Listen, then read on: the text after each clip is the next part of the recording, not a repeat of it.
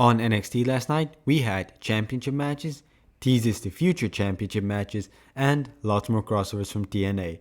So, as we always do on this channel, let's take a look at what happened and go over everything major on the show. The show opened with the Rascals taking on Gallus in a 6-way tag match. I haven't watched TNA in a while, so I've forgotten how truly exciting the Rascals are as a team. They're so extremely fun and innovative with their movesets, and it's just so exciting to watch them wrestle.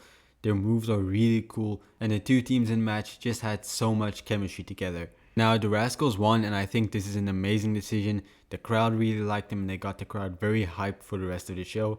But during the match, Joe Hendry came and he sat on commentary. Now, later on backstage, Gallus was complaining about Joe Hendry and him distracting them. While he didn't distract them in the match, he was technically a distraction to them, and Joe Hendry ends up confronting them after they say his name. This is likely leading to a future match between Joe Hendry and Joe Coffey, which I think could be a really good match. I will complain, however, that it felt like they put all the TNA stuff in this one segment at the start of the show, and then they did nothing else with this, along with the fact that they didn't do anything with Joe Hendry of significance on this show really, and that kind of killed a lot of the hype for me, because I wanted to see what's happening with Joe Hendry, and they just kind of put him on the side and didn't do anything major with him. Though that is something I think and really hope is going to change in the coming weeks. But now let's also talk about some other things I'd like to see in the future here on NXT.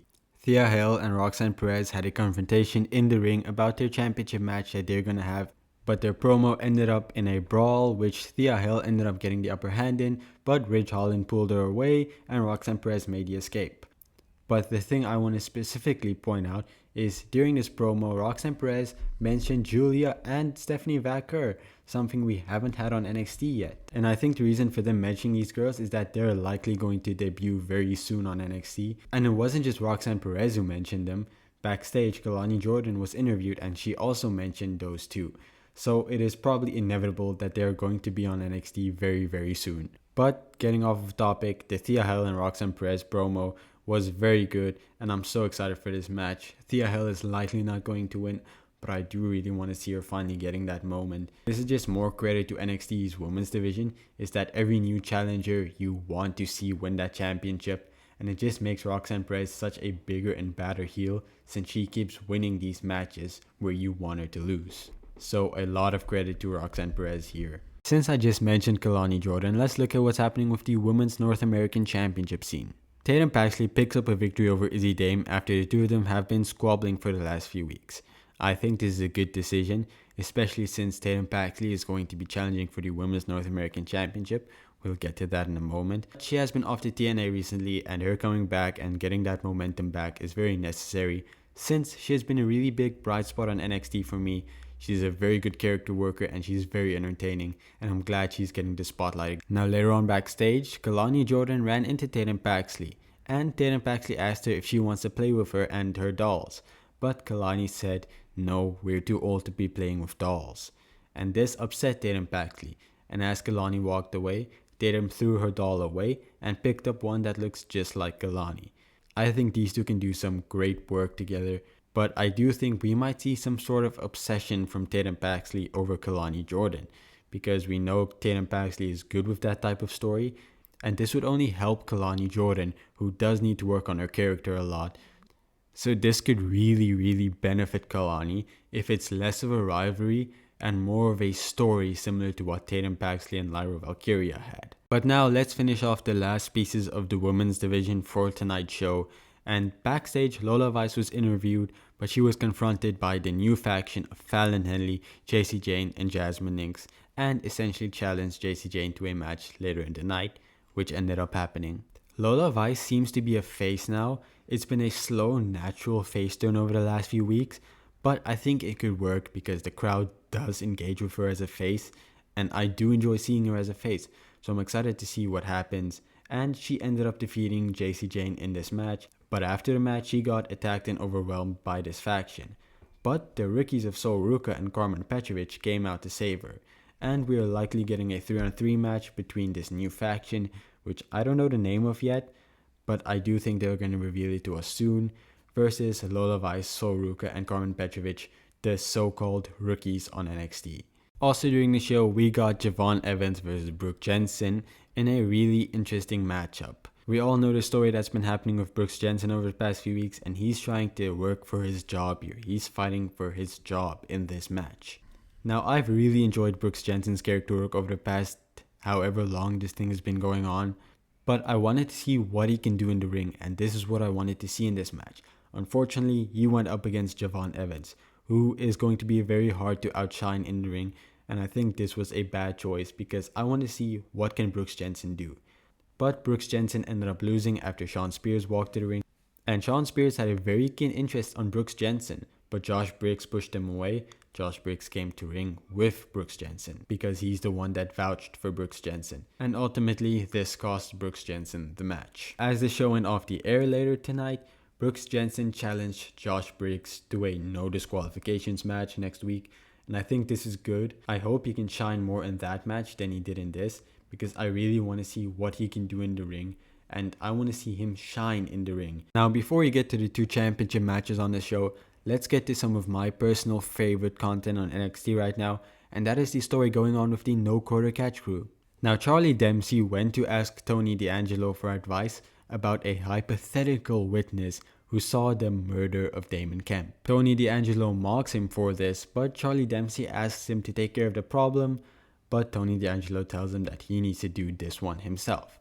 Now later in the night, we see Ren Sinclair approach this group and she says she wants to join it.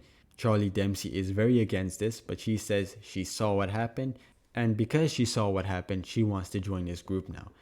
I said last week that I really want to see her join the group. I think this could be an interesting dynamic, and I like the approach they're taking with this. Now, Ren Sinclair is most likely going to join this group, and I'm excited to see it. I'm excited to see their future because they have a very bright one. Let's look at the first of 2 championship matches we had on tonight's show. The first was for Ethan Page's NXT World Championship. Let's look at how it was set up. Backstage in Ava's office, Ethan Page was complaining about the constant attacks by Oro Mensah. Oro Mensah ended up coming into the office, and the two had a bit of a confrontation. Ava told Oro that he's not in the NXT Championship picture, but she did tell Ethan Page that he needs to defend his championship since he wants to talk so much. And he said, yeah, sure, he'll defend his championship against someone who has more respect than Oro Mensah. And he just tried naming a random superstar, and he ended up naming Dante Chen, giving Dante Chen a free World Championship match later in the night. Now, obviously, Dante Chen was not going to win, and he didn't. Ethan Page ended up retaining the championship, but Dante Chen did use the most of his opportunity, and he showed up and showed out and had a very good showing for the crowd tonight. And I do think he has a lot of potential and a bright future on NXT. The crowd really likes him, and he has a lot of built-up momentum from his Lexis King feud. So whatever he does next, I'm excited to see it. But after the match, Oro Mensah attacked Ethan Page. The two had a bit of a brawl with both men getting their chance to stand tall, but at the end it was Oro Mensah standing tall, and he is looking for a shot at that NXT Championship. And lastly, the show ended with the main event of Oba Femi versus Duke Hudson for the NXT North American Championship, and this was a fantastic match. This was one of those typical Oba Femi matches we get these days, where it's just an instant classic and you just entertain the whole way through. Duke Hudson has impressed me a lot over the last few weeks. Before this, I didn't really care about him. I didn't really have a feeling about anything he did, but over the last few weeks, he's shown not only his character work, but also his in-ring work, and he's a very exciting competitor, and I'm finally starting to see the vision of Duke Hudson. But he was not going to win this match. He's just not on the level of Oba Femi, and Oba Femi ended up retaining the championship, which was the right decision. But nonetheless, this put a big spotlight on Duke Hudson, and he shined. And we are definitely going to see more of him as a single star now, because he has the moves, he has the character work, and he's just someone that we can start pushing up on that level. And he's just someone we can start pushing as one of those next singles competitors on NXT. And maybe eventually he can once again claim that North American Championship. Now, if I had to give tonight's NXT show a ranking, I would give it a 6 out of 10. It felt like a very filler episode. Not necessarily filler, but it progressed a lot of characters and it progressed a lot of story. But there was nothing major that happened. But it was still very enjoyable. I would highly suggest watching it. A lot of fun stuff happened, and it was just a good episode. You can't really complain about it. But now the video has come to a close, so if you liked it, leave a like and please subscribe to the channel. Let's help this channel grow. Let's get to 50 subscribers, a small goal but very reachable. Thank you for watching. I do really appreciate your time, and I'll see you next week.